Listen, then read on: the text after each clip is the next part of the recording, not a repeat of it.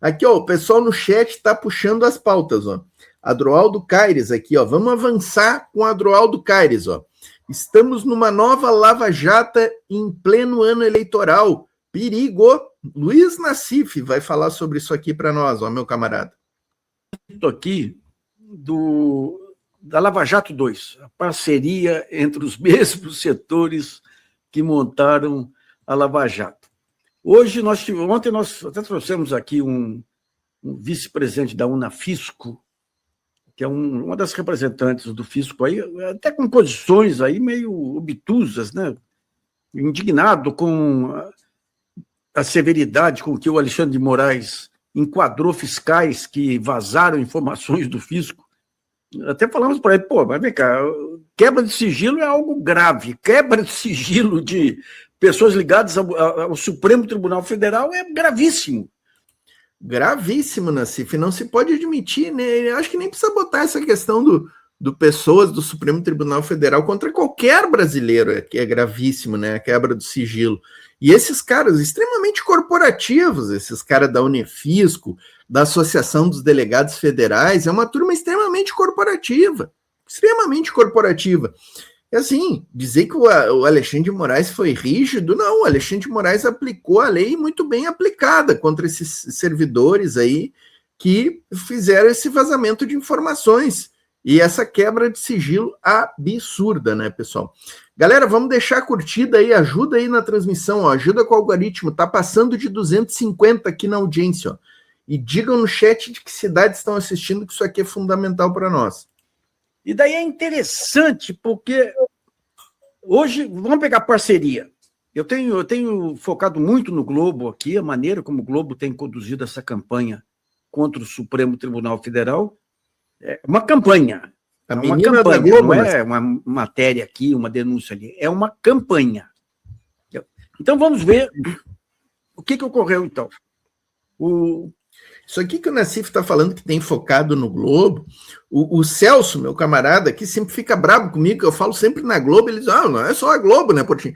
É que a Globo é o símbolo da mídia golpista brasileira, gente. Então a gente não precisa ficar falando toda vez, a Globo, Estadão e a Folha, e a Band, o SBT e a Record. Não, quando a gente fala na Globo, tá dentro do pacote todos esses meios, todas essas mídias aí, golpistas. Ou a gente pode falar o PIG, né? O Partido da Imprensa Golpista, mas a Globo é um símbolo disso aqui, né, gente? O presidente do Unafisco deu uma entrevista criticando a maneira brusca, truculenta com que foi tratado o auditor lá. E o Alexandre de Moraes convocou o sujeito aí para prestar esclarecimentos para a Polícia Federal. O Globo, a manchete principal do Globo hoje é essa aí. Uma manchete, a truculência, matérias falando da truculência. Deixa eu só passar alguns dados para vocês aqui. O auditor que foi apanhado lá atrás, ele tinha relações com Ricardo Feitosa. Aliás, quando se falou em Feitosa, acharam que era algum parente da Guiomar, ex-esposa do Gilmar, que era Feitosa. Não. O Paulo Feitosa ele foi afastado, demitido da Receita Federal, por montar dossiês contra adversários do Bolsonaro. Dossiês. Quando você pega o presidente da Unafisco, aí, figura impoluta, foi candidato a deputado federal pelo Podemos. E corre por aí que ele bancou um cartaz saudando a chegada do Bolsonaro. Essas são as pessoas. Um dos diretores, ou ex-diretores da Unafisco, é o fiscal que deu moleza aí, naquele caso das joias do Bolsonaro. Então, dá para entender o que está acontecendo. E ligações diretas a esse Ricardo Feitosa, ligações diretas com a BIM paralela. Ele pegou todos aqueles adversários do Bolsonaro, Paulo Marinho, o Bebiano e outros aí, levantou dossiês e foi expulso da Receita, uma portaria assinada pelo Haddad. Então, vocês veem o grau de envolvimento desse pessoal com o bolsonarismo, a Lava Jato 2. Quando você pega o Kleber, toda a campanha dele em 2020, aí, para 2022, para deputado, foi em cima da Lava Jato. Tem um outro, ele foi indicado, inclusive, Um dos cabos eleitorais dele era o Deltan Dallagnol. Pessoal, essas informações estão disponíveis. Eu estou publicando amanhã. Aliás, o Deltan Dallagnol, né, gente? Deltan Dallagnol é uma das piores coisas que existem aí, né? E tá aí de comentarista, né? A figura é deplorável, né, gente? Aliás, assim, alô, Paulo Gonet, desengaveta, tá? Desencaveta o inquérito aí da Lava Jato, o relatório do CNJ que tá dentro da tua gaveta, ô Paulo Gonet. Porque o Sérgio Moro e o Deltan Dallagnol estão livres e leve solto aí, né, gente? Um baita relatório que saiu aí, relatório público já, mostrando essas vinculações todas aí, e o Globo não deu nada. Então, quem lê o Globo fala, não, Alexandre de Moraes é um truculento aí que investiu contra os fiscais. Hoje tinha uma nota que os fiscais estavam apavorados. Meu Deus do céu, esse negócio do estado de espírito, que é uma coisa que o Globo inventou, a Malu Gaspar inventou, né? O setor está incomodado, está assustado. Isso aí não é jornalismo, pessoal. Eu poderia dar uma manchete aqui, fiscais da Receita estão incomodados com o Globo. Eu tenho conversado com fiscais da Receita que estão incomodados com o Globo. Se eu coloco fiscais da Receita estão incomodados com o Globo, isso aí generaliza tudo e não é verdade. Porque tem uma ala que é lavajatista. Então, essa história de pegar estado de espírito de algumas pessoas, alguns militares, por exemplo, os militares estão incomodados com isso, incomodados com aquilo, incomodados com frieira, incomodados com o pé chato. Isso aí não é jornalismo. Então, mas reforça o que a gente vem apontando desde lá de trás. E a dificuldade que tem, inclusive jornais e portais progressistas, de entender esse jogo. Entraram no jogo. Não se trata de defender Toffoli ou defender Alexandre de Moraes, se trata de separar. Uma coisa é uma denúncia, uma reportagem, outra coisa é a campanha sistemática para enfraquecer o Supremo. É isso aqui que o João dos Santos Ferreira está trazendo, ó. Tem uma interessante matéria da Elo Vilela lá no portal ICL, falando que o cara da Unifisco fazia parte da BIM paralela, né? Do Bolsonaro e do Ramagem, aquela. E tem um vídeo que nós publicamos hoje aqui no canal, com o Chico Saio, o Juliano Medeiros, no ICL Notícias, analisando esse episódio aqui que o João Santos Ferreira está trazendo aqui, ó. Isso aí tudo está ligado à campanha eleitoral desse ano. Você cata o Brasil, eu estava no Rio de Janeiro, o que tinha de gringo lá, o Brasil é a bola da vez, o modo de ser brasileiro, o Lucas aí, aquele fantástico, com sotaque norueguês dele, declaração de amor ao Brasil, o Wagner Moura, Kleber Mendonça, e todos eles aí trouxeram de volta o chamado software power brasileiro. Quando você pega os jornais, é uma força total. Quanto? É uma força total. Pega as matérias, é só matéria. Fizeram um carnaval em torno desse negócio da escola de samba, discutindo, fez mal, não fez mal, vai afetar, não vai afetar. E só coisas para baixo. Hoje nós trouxemos. Eles odeiam o Brasil, né, Nassif? Aliás, durante o carnaval, a gente viu tem muita gente da direita que virou comentarista de carnaval. Eles odeiam o carnaval, eles odeiam toda e qualquer festa popular. Festa de São João, eles odeiam, gente. Eles odeiam tudo que é manifestação cultural brasileira e o povo brasileiro, por consequência, né? Eu até recomendo aí vocês assistirem o programa do Projeto Brasil, foi gravado às 6 horas aí. Um baita trabalho feito pela USP, aqui em cima de chips, de semicondutores aí. Um baita trabalho.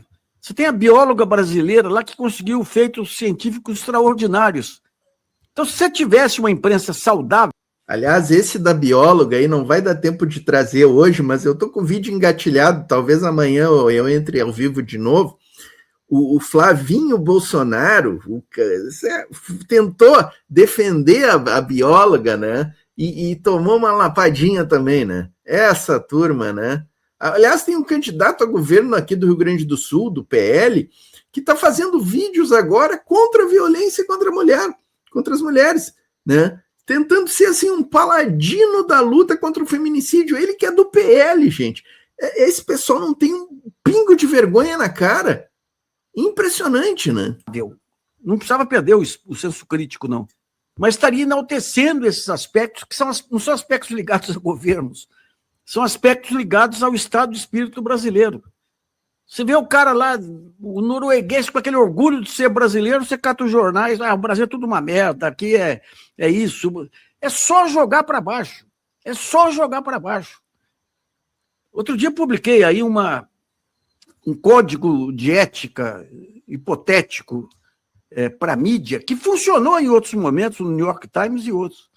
A lógica qual que é? Você tem que separar a empresa da imprensa. Então, a empresa tem seus interesses econômicos financeiros, a imprensa tem que ter os interesses jornalísticos. Como é que você separa?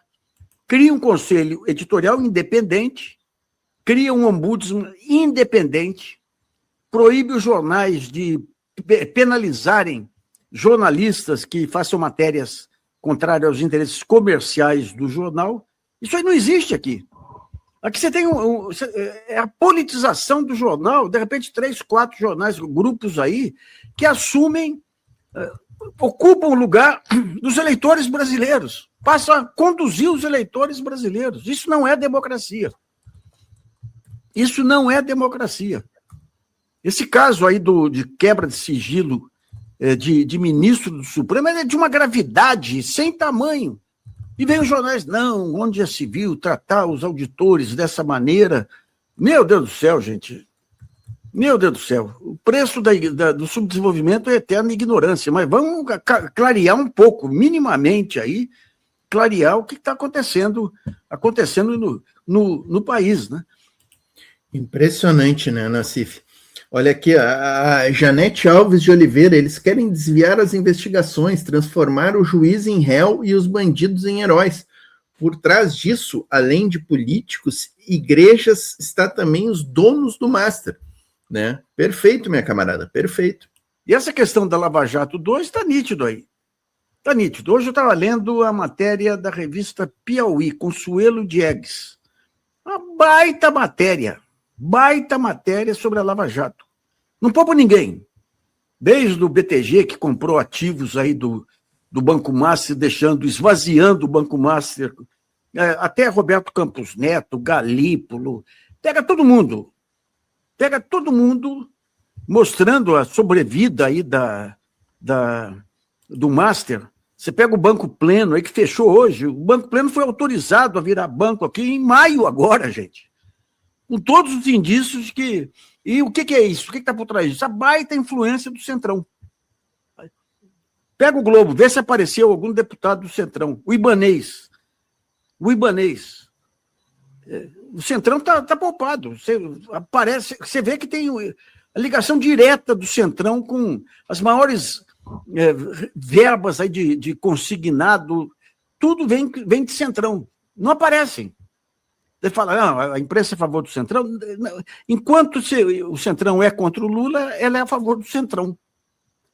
Então é complicado, rapaz, essa democracia brasileira, quando você pensa o seguinte, com as redes sociais, elas espalhando as fake news, as interpretações tortas e tudo, o grande aliado da democracia, da ciência, da pesquisa e tudo, é a imprensa corporativa. Não é. A única coisa é que ela repete as redes sociais e tem a manchete e a submanchete. Só isso. Isso aí é um desserviço para o país, mas sem tamanho. Sem tamanho. E não é questão ideológica. Primeiro que o Lula é centro, é social-democracia na veia. Todas as posições do Lula em nenhum momento foi contra o capitalismo, contra a democracia. O que ele faz é seguir a lógica da social-democracia. Tanto que quando acabou o segundo governo Lula, ele foi para a Europa, lá para ver se dava uma levantada na social-democracia espanhola, inglesa, francesa e tudo. E aqui não. Aqui o Lula é o cara do Foro São Paulo, tem que ter uma terceira via aqui. Qualquer pessoa minimamente interessada em país sabe que você tem uma separação hoje entre os terraplanistas e e aqueles que acreditam ainda na racionalidade da democracia. Não tem nenhuma dúvida em relação a isso. Mas prefere apoiar os terraplanistas. Por quê? Porque tem alguns negócios pendentes aí que o Lula não faria. O Lula tem um monte de vulnerabilidade aí. A falta de putz, você pega agora aqui esse orgulho de ser brasileiro hoje aí, no mundo. Se você tivesse um Juscelino, você estava hoje deitando e rolando aí. O Lula poderia fazer isso. Poderia criar o seu plano de metas, a sua visão de Brasil daqui a 15, 20, 30 anos aí. Tem um Haddad até para pensar num plano de longo prazo, vender essa ideia. Eu já contei aqui, no dia do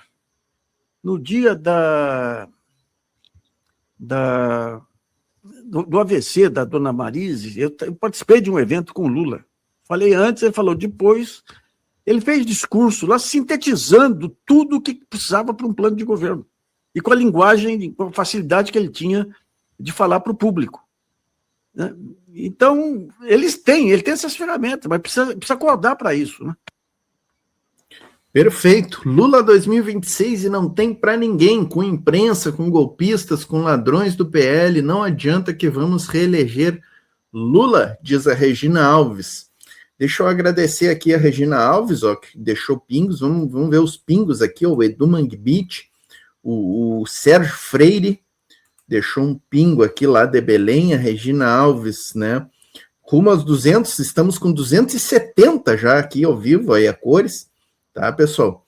Agradecer aí quem deixou pingos, quem se tornou membro, acho que ninguém se tornou membro, tá, pessoal? R$ 1,99 por mês, torne-se membro por R$ 1,99. Deixa eu convidar vocês também, pessoal, para se inscreverem nos grupos de WhatsApp e Telegram, tá? Os links estão aqui na descrição do vídeo, cadastrem-se lá. Quem puder fazer Pix, tá, pessoal? Tá lá o Pix lá no canto. O nosso Apoia-se tá aqui em cima, ó, importante para nós. O Virgílio Gonçalves, ó, amei, Globo, símbolo da mídia golpista. É isso aí, né? O governo errou em não regulamentar a mídia. Depois da Lava Jato e condenado injustamente, Lula está tomando rasteira da mídia novamente. Toda a razão, né, camarada? Tens toda a razão. Galera, vou ficando por aqui, tá? Obrigado pela presença aí de todos. Domingão, fechando o domingo. Amanhã, 9 da manhã, Jornal dos Trabalhadores e Trabalhadoras, às 14 horas, todos os dias aqui no canal Giro de Notícias, às 14 horas, com o Thiago Suman. E sempre às 21 horas, uma live especial aqui na nossa faixa das 21 horas, tá, pessoal? Obrigado a todo mundo aí, valeu, paz entre nós, guerra aos senhores.